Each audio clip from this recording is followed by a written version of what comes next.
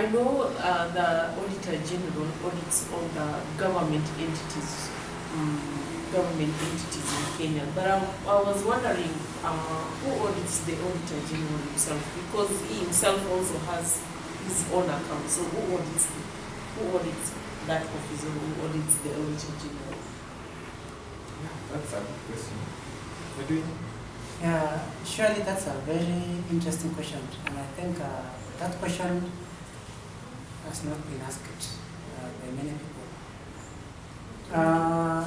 The Auditor General is audited by an independent auditor. And when we speak of an independent auditor, we mean independent firms. Like, which independent firms do you know? PricewaterhouseCoopers. Very good. Another one?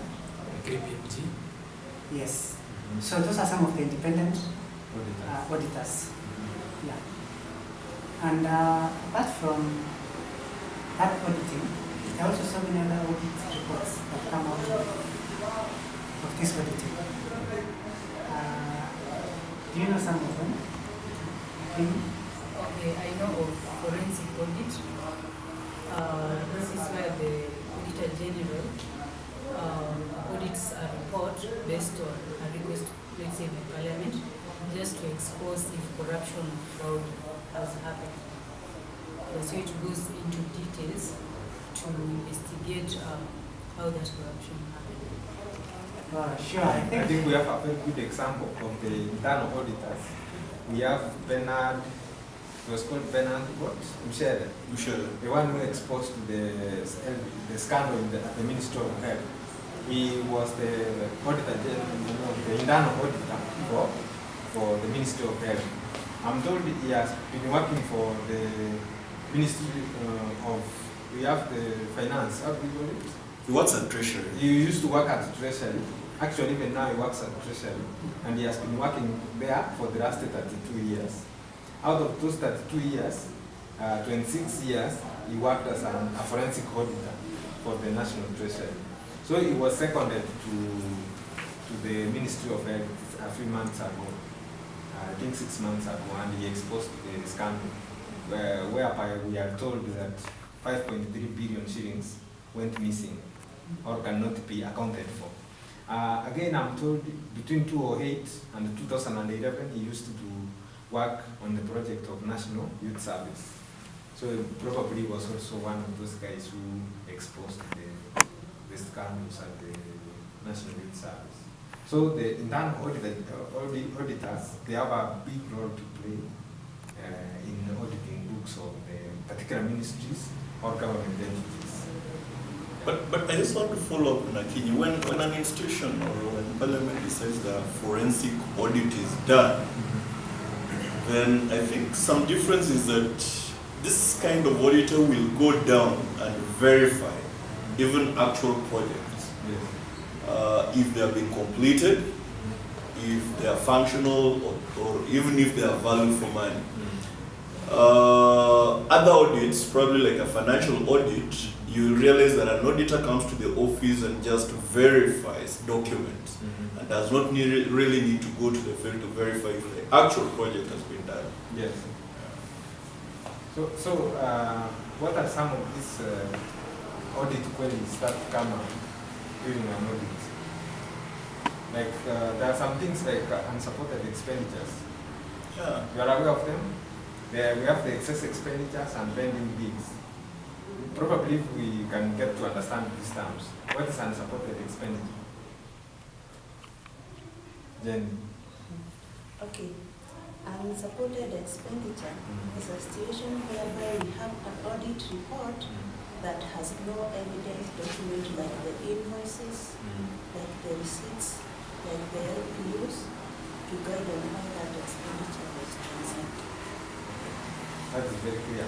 So we have also excess expenditure. Mr. Kongini, what is this excess expenditure? Well, excess expenditure is expenditure that is incurred over, say, beyond what was budgeted for. Yes. So say, for example, if a department is supposed to be spending like 40,000, let's say 4,000 on stationery, and then it spends beyond the 40,000, then that's when you say that any amount above the 40,000 that was budgeted for is what you would call excess expenditure. And it has to be this extra which is spent is not approved by the county assembly, at the county level or the national assembly. Yes. But now where do they get this extra money to spend if it was not in the budget? For them to spend excess. Probably, Supplementary budget. not really. I think what happens is that government departments are allowed to, there's something that is called appropriation in aid. Yeah? So they collect fees and charges and fines and use them at the point of collection. At source. At source. So you realize that they collect and spend that money beyond the budget line that was approved or that was allowed by Parliament. Yes. So if a department had a budget of 200 million, Yes. they have collected more plus the ones that they have been given, so they have spent like 250 million. So Yes. that forms the excess. Yes. Now the final question, we have the accounts payables, which is we call pending bills. What are these pending bills? Those are problems in Kenya. Is that Bills because is whereby you find that maybe goods and services has been delivered, but you find that those who did that, maybe the contractors and the service providers, have not yet been paid. They are yet to be paid. You see, and maybe we have come to the end of financial year and yet they have not been paid. Yes. Jenny, why do you think they don't pay them and yet it was in the budget?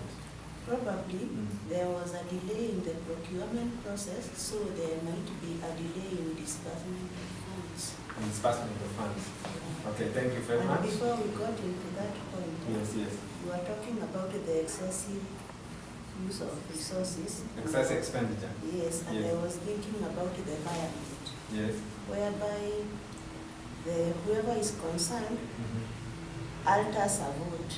They take some money from one vote, they transfer to another. That's misappropriation. Although it's not, It is it's illegal. not And it encouraged, is but illegal. at some point, Mhm. it's allowed. It's allowed. But then it's illegal because you would have taken money which would have assisted in the other department to use it in another department. I just want to add something concerning the pending bills. Yes, please. The reason why auditors usually raise pending bills Yes. as an audit query is because at the end of a financial year, the approval to spend money ends. So when it goes to the next financial year, then even if the money was not used and is carried forward to the next financial year, Yes. then the executive have to seek fresh mandate for approval from the county assembly. Yes. And that one brings a lot of problems and a lot of challenges. Yes.